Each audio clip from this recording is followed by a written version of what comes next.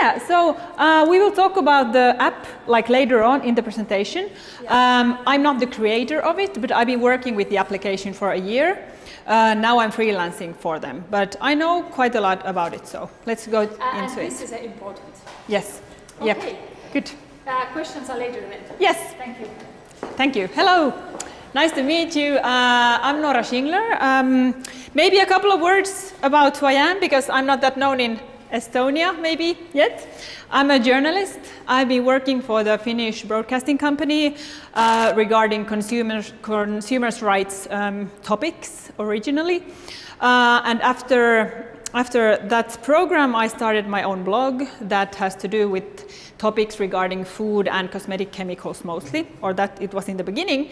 But now when I've been writing it for over 10 years, it's also about ecological lifestyle, sustainable design, and it's the biggest forum in Finland regarding sustainable lifestyle in average.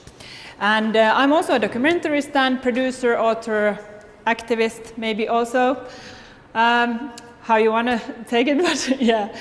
And I've been working with the cosmetics application in the year 2017 and 18, and I know quite a lot of it.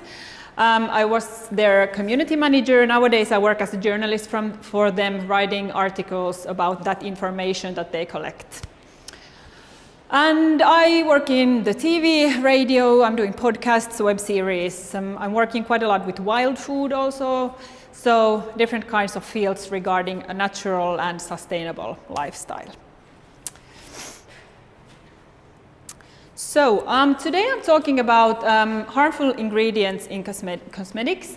I'm not doing like an overview of all the different kinds of possibly dangerous substances, but some of them just to give you a hint of what is happening on the field.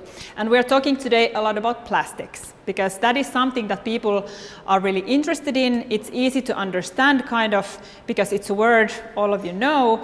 And plastic has also been a lot in the media, because I think as a journalist I'm a bit disappointed myself of how little the media covers topics regarding cosmetic chemicals and what they can do for your health. Like if we think about the commercial channels, they are sponsored by big companies, for example, big cosmetic companies, and I think that has something to do with which things they are writing out also. So all of you who are working in the field of organic food or natural cosmetics or sustainable lifestyle, you maybe don't have the biggest voice in the media, but I think when you talk about consumers, they are super interested in that field, and that's where you and we are really strong. There are hundreds of thousands of cosmetic products on the EU market. They are not all safe, and the cosmetic application finds every month, almost every month, I would say, products on the EU market that have ingredients that shouldn't be there. And right now, Cosmetics is the most accurate database for finding information like this, and Cosmetic application is also working with the EU authorities.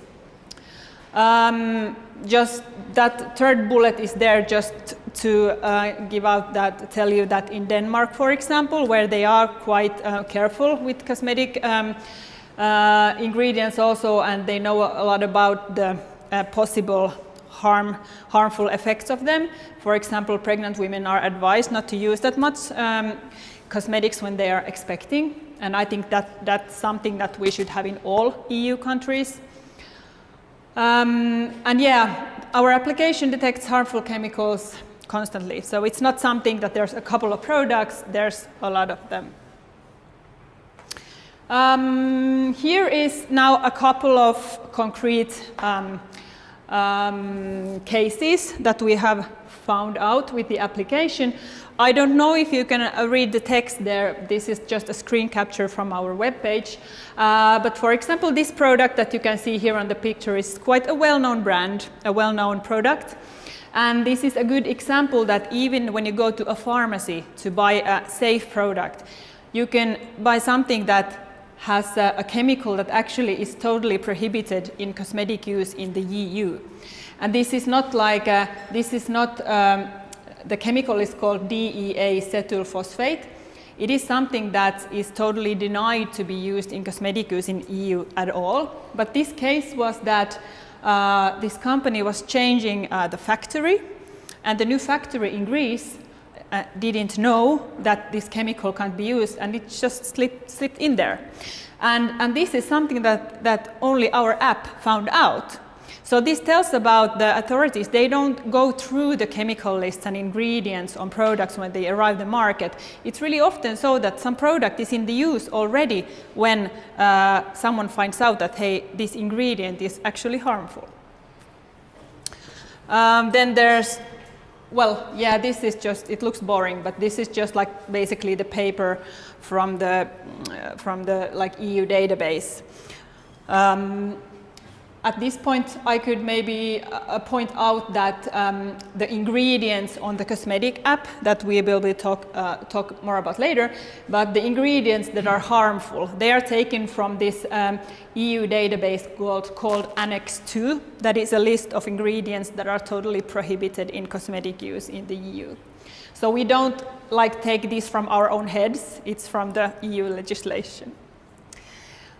Well, this ingredient is another one, and this is, I don't know if you have heard about PHMB. It's a bit like controversial chemical because there's legislation against it and for it. So it's really a weird situation that it's kind of okay to use, but then again, it's harmful, like on paper. So we were just checking out how much you can find PHMB on the EU market, and we found it a lot, for example, in these luxury hotel room products, that this is one example of. But then plastic chemicals is something that I have been talking about a lot last year, I would say, because people are being more and more interested in that. And when I started to write about natural cosmetics for over 10 years ago, I wanted to know if a modern woman can use natural cosmetics without looking a hippie or look, somehow not modern.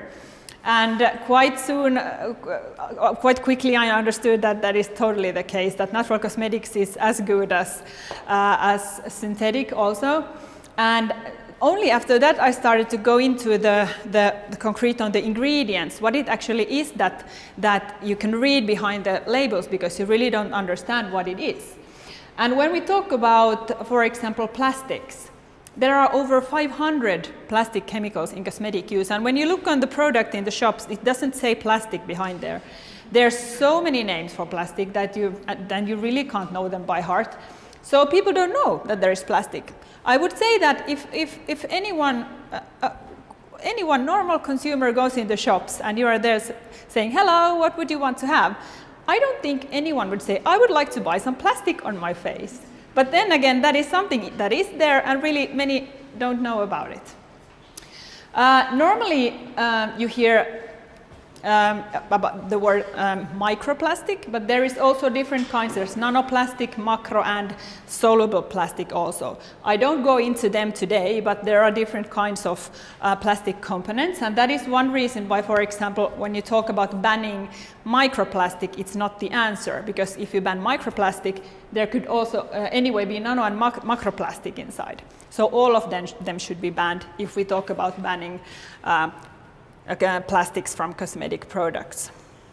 But yeah, let's talk about microplastic. It's a synthetic, non-biodegradable, under 5 millimeter size, small plastic, piece, how you say. And yeah, we all know that ends up in nature. Of course, when we talk about microplastics in nature, we have to understand that most of the microplastics in nature comes from the car industry, and cosmetic microplastics are only a small part of the plastics we have in the sea. But then when we talk about plastics in cosmetic products and our own health, it's another thing, because the car tire microplastics that goes in the sea waters and the nature, it's nothing that has to do with our skin and our health. And that is where the hormone disrupting chemicals and the hormone disruptors come in, and I'm talking about that next.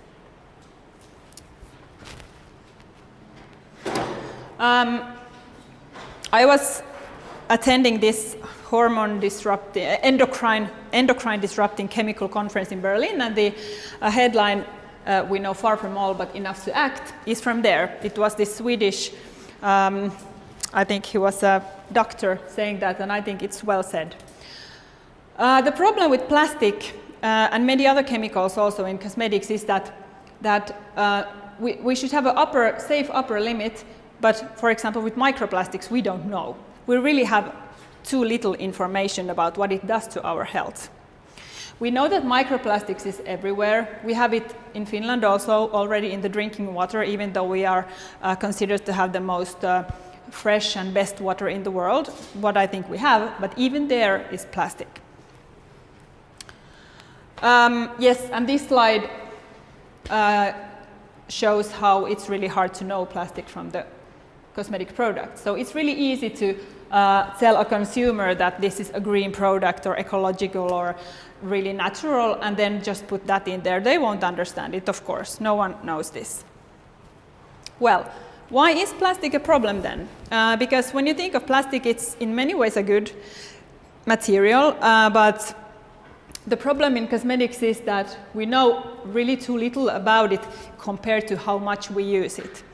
On the EU market, Cosmetic has detected that nearly in every other cosmetic product there is plastic ingredients, plastic chemicals.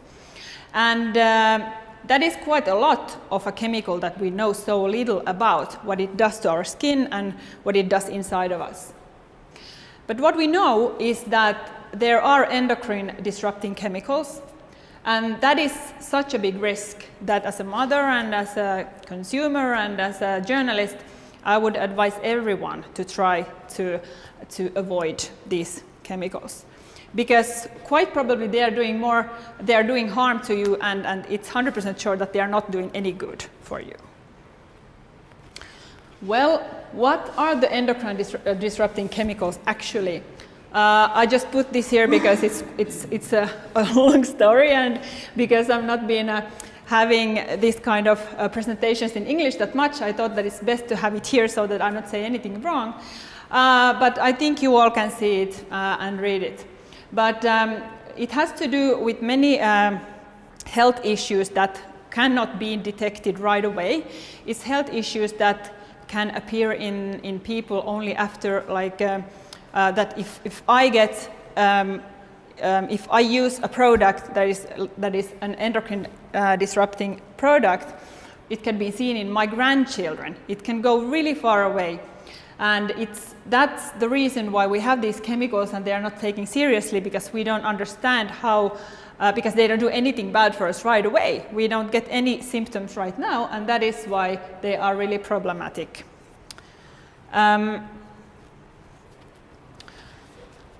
We have endocrine disrupting chemicals all over in the household.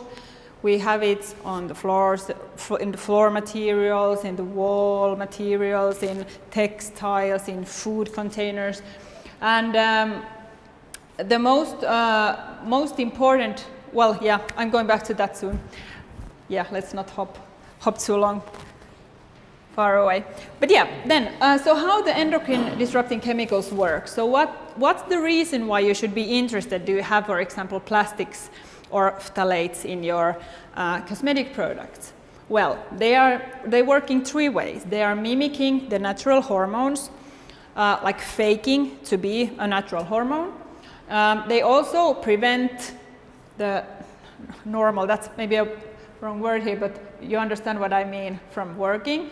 And they also affect the hormone balance in the body. And when this happens, there's these mechanisms that get wrong. When they get wrong in the beginning, it will affect the whole, like your whole life. You can't go back from that. This is not a small thing. Only the Nordic countries, if we talk about them, EDCs cost a bill of 36 million euros per year when we talk about men's reproductive health.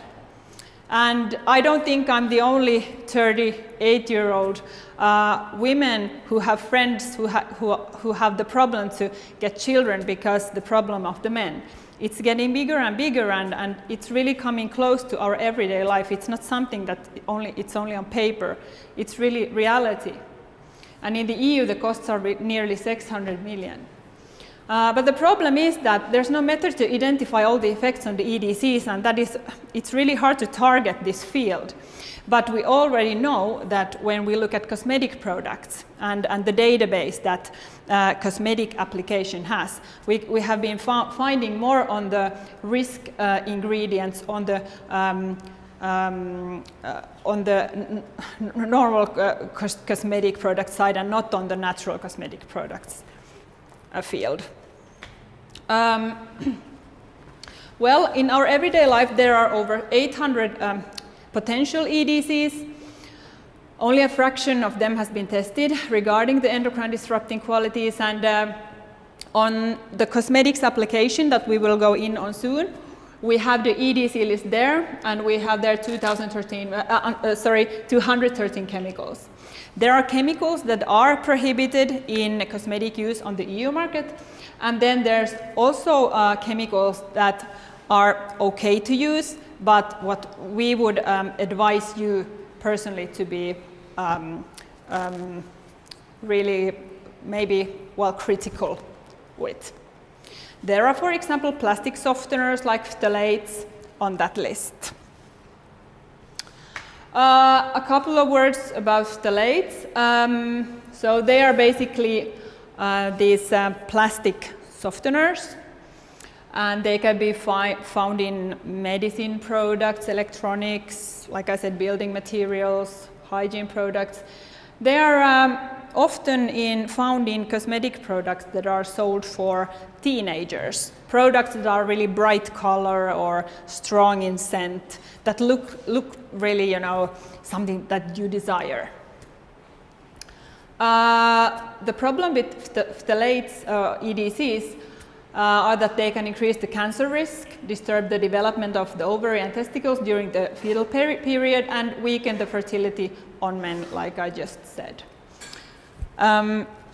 Here is just a picture from my blog. I've been writing there quite a lot of cosmetic products and regarding this topic, and of course, for example, lipstick is one of those products that women should be thinking of quite critically, because that is a product we basically end up eating. We eat that stuff that we put on our mouth. And in really many lipsticks there are, for example, plastics. And I don't think that if you would give a consumer the possibility to buy a plastic chemicals containing product and one without, that she or he would take the plastic version. Well, there is 3 risky time frames in our lives when we should be especially avoiding the potential hormone disrupting chemicals. It's the fetal period, when the mother, of course, is the one who has the responsibility. It's when we are under 1 year old, where the mother and father, of course, are the ones responsible of the chemicals what the baby is facing. And then it's puberty, which also is, it's hard to say which years, is it from 11 to 13 or 14 or 15, it depends on us, but like on every person personally, but puberty is a time where there also happens these really important system developments inside of us regarding our hormonal system, and that's why it's really sad that often the first cosmetic products that girls start to use are those with really bad ingredients for the hormonal system. So what I think is super important for everyone who is into natural cosmetics, for example, is to try to get that message also to young girls who are, and to mothers who are, or fathers who are buying the first cosmetic products to these children or youngsters. 1 second here.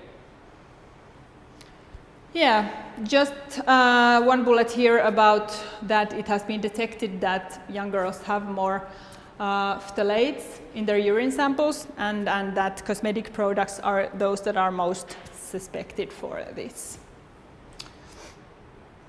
But yes. Here is, okay, I think I already had something regarding this, but yeah, when people often ask me that, or think that I'm just like, you know, talking about these topics and it's not like a big threat, that we have bigger problems in our lives. But I would say these are quite big problems.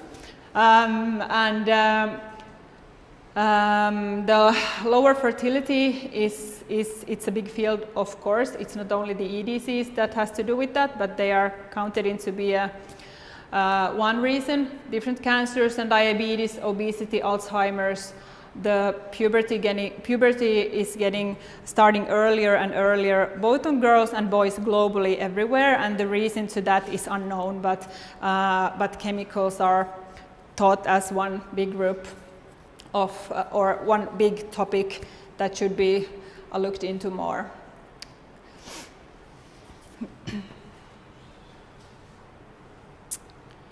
So,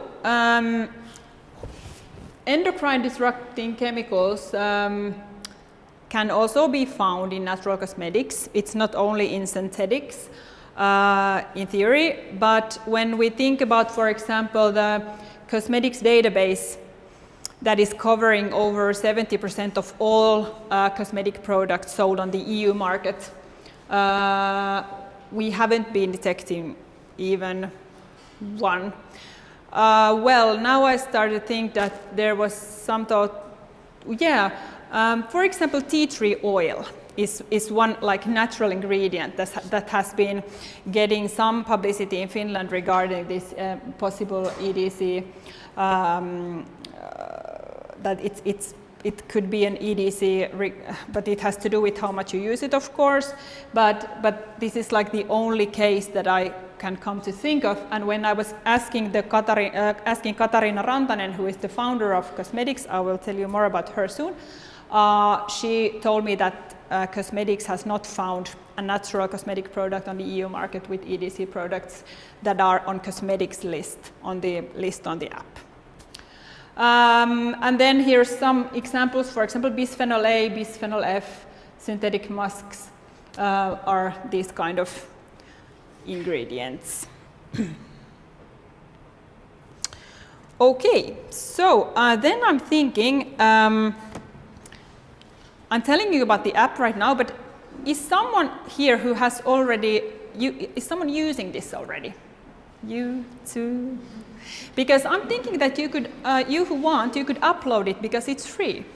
So if you want to look in on Cosmetics on the App Store, you could check it out and maybe upload it. It takes a couple of minutes because you have to put in your email and stuff like that, but you could start maybe doing that so we could check it together when I've been talking about it, like talking out the basics. But yeah, Cosmetics is a Finnish startup founded in 2013, and the mother of the application is Katarina Rantanen here.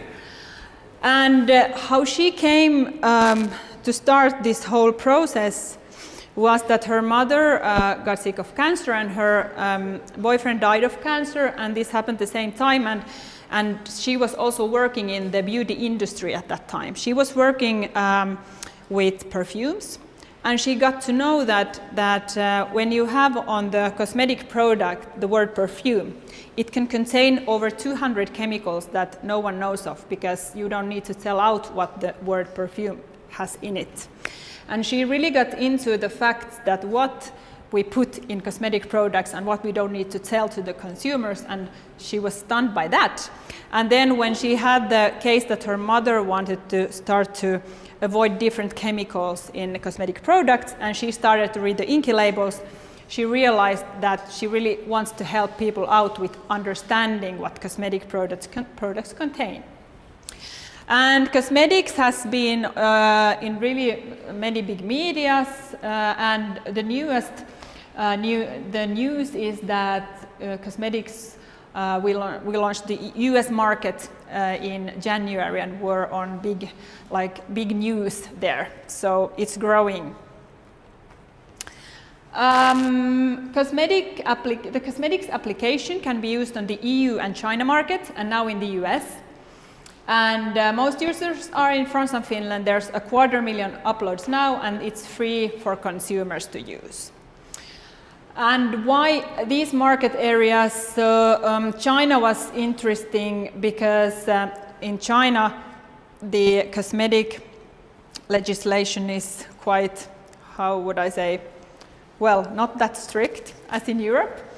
And for example, the same thing in USA, people are super interested in using and knowing about cosmetics with the through the application that what would this product be on the EU market? Would this product be safe on the EU market? Would this chemical be safe on the EU market?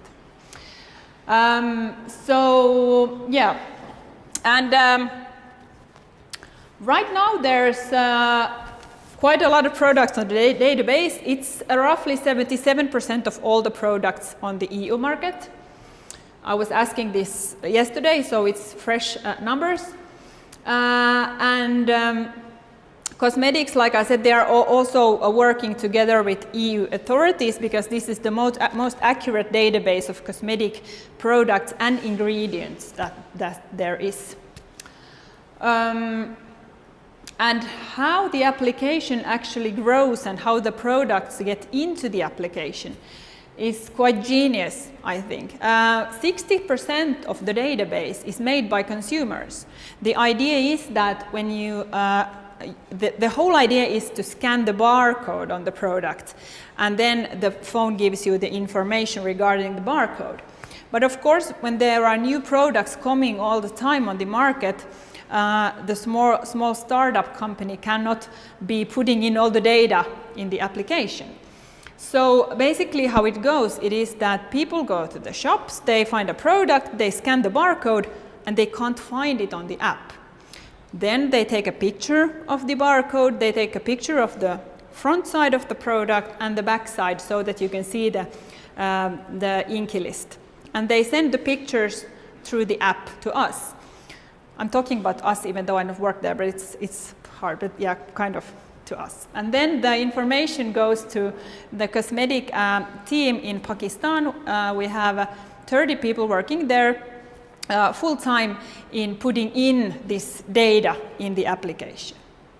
So basically earlier it was 2 days, but now I think it's a week that you should be getting the information that you have put in to your phone, so that if you find a product that's not on the app, you take the pictures, you send them, and then in 1 week you should get the information. And it's not only you getting the information, it's the whole community because the information goes to the database. So it's about 60% of the material comes from consumers and the rest 40 is by cosmetic workers that work with companies and with shops and yeah. And cosmetics also nowadays has an own certificate, and also we are working on a plastic-free certificate, but that is not launched yet. So how it then works? Well, the barcode is the clue, and if you look at cosmetic products, there's always the barcode, and then there's numbers under it. So if the barcode for some reason doesn't work, you also can, for example, search for products with the numbers under the barcode. Basically in the application there are ready-made lists. For example, if you want to avoid plastics, you can click on the plastic list. If you want to use vegan cosmetics, you click the vegan list, and so on. And what I think is really genius is that if you have some cosmetic chemical allergies yourself, you can put in these chemicals in the database, and then when you scan products in the shops, you will immediately know if this product contains that chemical that you can't use, that gives you skin irritation or that you're allergic for, or so on. You can search products with the barcode and the numbers under it, and also by name and brand. There are also people have been rating products there, so you can check out what other users are saying about certain products, and basically you can personalize your own app quite a lot, just to match what you need. Well, this is now a screen capture from my phone, so it's in Finnish. But this shows how it looks. I don't know, maybe some of you already uploaded it, but here's many lists that you can choose from. There's the plastic list, silicone, palm oil, vegan, endocrine disrupting chemicals, petrochemicals, alcohols. Then there's the EU list of the chemicals that you should be like aware of. There's aluminium, and then there's the first list is like this conscious consumer list. And this information that we use for making these lists are from many scientific reports, from universities, from the EU, from different places, and we have a team of, well, now I think, is it 4 people working in Helsinki, but there's biochemists and doctors working with us.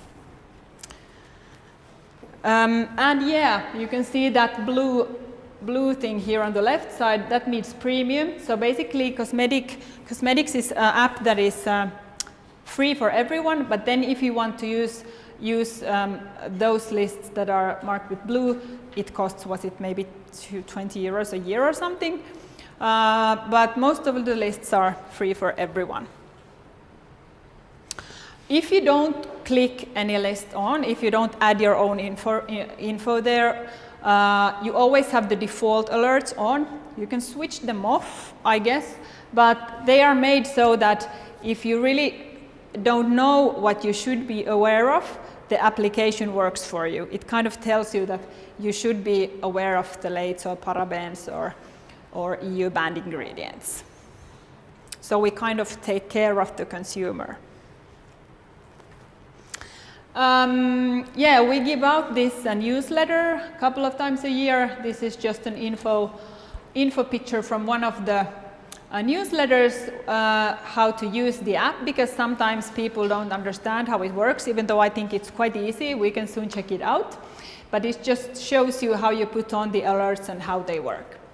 And then what I forgot to say earlier is that how the alert system works. So basically there are different colors on the application, on the chemicals, and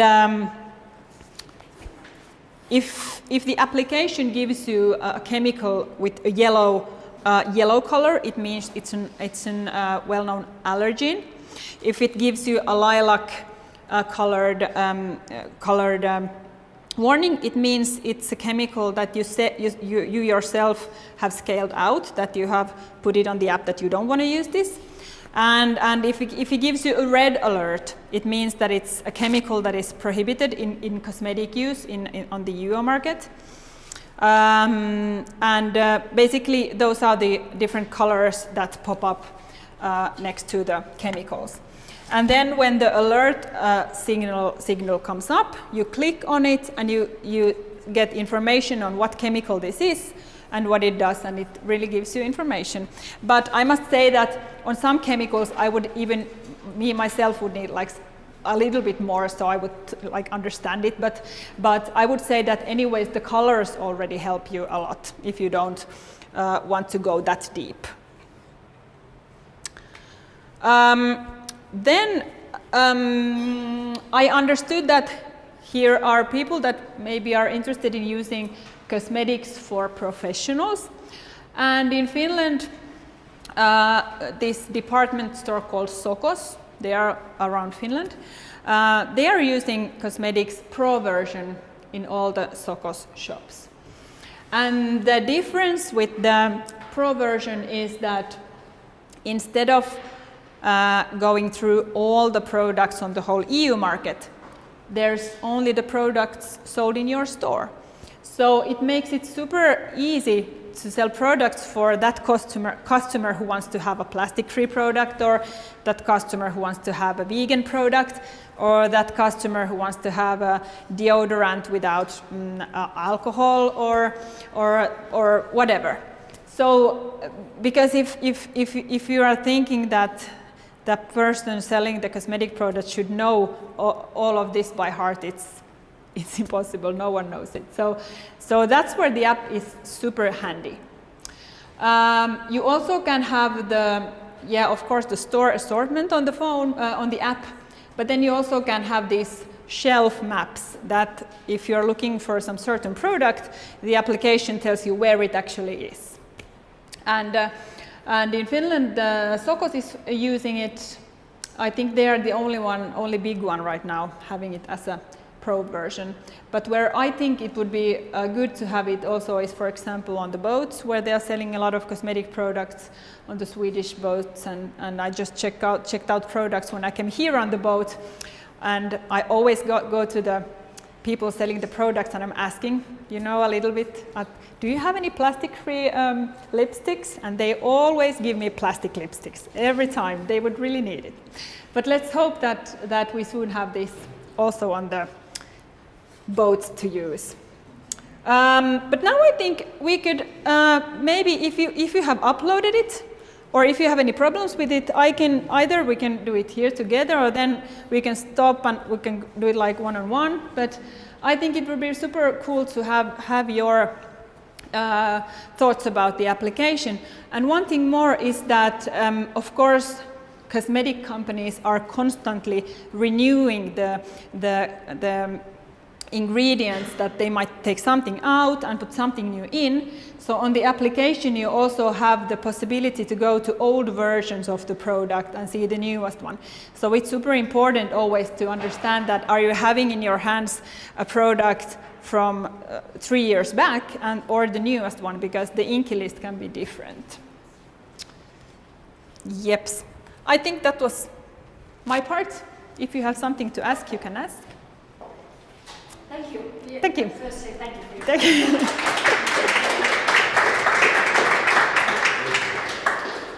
Any questions? Yeah. Can I have your card so I can write you the questions later? Yes. Of course. Yeah, and then about cosmetics, I don't work for the application, but if you have something, for example, if you have your own products that you would want to have on cosmetics, you just need to contact Katarina Rantanen, and you can find her contacts on the website. Because basically it's many companies who would like to have their products there, but of course the team can't do like everything. So then it's just about you sending in your info and blah blah blah. So they will answer that. Yeah. So one question as well. We have our product there. Good. Yeah. Good. So Perfect. someone found as well. And it's so cool that the consumers are doing it. So it might be not you that have put it there. It's someone else who has gone in the shop and taken a picture. They're like doing the work for you. I think it's a super genius way of working. How many users do you have and what's the retention? Well, do you mean like in Finland or overall, or? In Finland and different markets? I'm not sure about how many users in France or Finland, which are the biggest markets, but it was like 250,000 uploads. But it's like, I don't know, Katarina would know. Whether it's some enthusiasts who do a lot of uploads or whether they're... No, yeah, that's a good question actually. I went through this like a couple of years ago with them when I was working there, so I can't tell now. But no, it's not only that, it's growing. And we have the videos if we want to see. We had this super popular video we put on the French market a couple of years ago, and that is something that really got it blooming when people saw it online. You had a question there back, someone. Okay. Okay, good. Super. So my question is, you started this app some years ago. So have you seen any changes on cosmetics sector, on production or customer behavior? Or because of the application. I think that. Or because the people are getting to know. Yeah. That something is not okay Yeah. ingredients or something? I would say that people are really doing the difference here because they know that there are chemicals that you should be aware of. And for example, in the beginning, well, it was not even the beginning, it was a couple of years ago, there was some quite big companies that thought maybe that this application is not that important and that they shouldn't give their data to us. But now they are thinking quite differently. They have understood that this is the application that consumers use, and if their products are not there or their information is not there, if we have to give out, you know, a newsletter that sorry, we are not getting information from this and this company, it's not good for their reputation. So I think that also the big players have understood that you really have to be transparent, and that's the only way, because consumers are really having the power. What about the personally? How many products you changed your everyday life if you saw the actually result of the? Well, yeah. Well, I've been changing all the cosmetic products that I use to natural ones. Yes, I've been using natural cosmetics for 10 years now, but I would say that all of the products I use have been natural for maybe 5 or 6 years. Sometimes I have to use some hair product that's not natural, but everything else is. And the change has been huge in what you find in shops, for example, in Finland. 10 years ago when I started to write, there was Dr. Hauska and Veleda and, you know, a couple of brands, and now there's even many cosmetic brands, like makeup brands, that are totally natural. So it has been a big change, and I've been really seeing the change close up, because I've been there where the consumers are, on the grassroots, kind of in the shops, checking out products and testing them. And what about competition? Is CosmEthics the only app doing this, you know, increasing awareness, or are there others? There are some others. There's one called Dirty app. It's on the US market, I guess. But they are doing more like, they have more this money making idea, and I'm sure every company does. Yeah. But cosmetics has the idea that the money comes in from the big warehouses using the professional version, but it should be like, for consumers it should be always possibility to use it for free. But there are not, in EU at least, any as good databases for cosmetic chemicals, and that is the reason why EU is now working with us, because we have even more accurate info that they have. When we go to looking, for example, if they want to know, give us all products containing plastic on the EU market. So Cosmetic app is basically the only one that can do it like pushing one button, because everything is on the database. So it's super quick. So it's the best one. And it's not perfect because new products come every day on the market. So it's never on quite that level that many would want it to be, but it's impossible because products are just coming in. If you would have like this legislation that you have to give us the info before the product is on the market, then it would be on time. But of course it's not a law. So. Thank you very much. Okay. You said that this database is built by consumers themselves. Yeah. Do you have any validity check, or do you control somehow if this information they have put in is correct? Well, we have the pictures they take, and that is all we have basically. I mean ingredients. Sorry?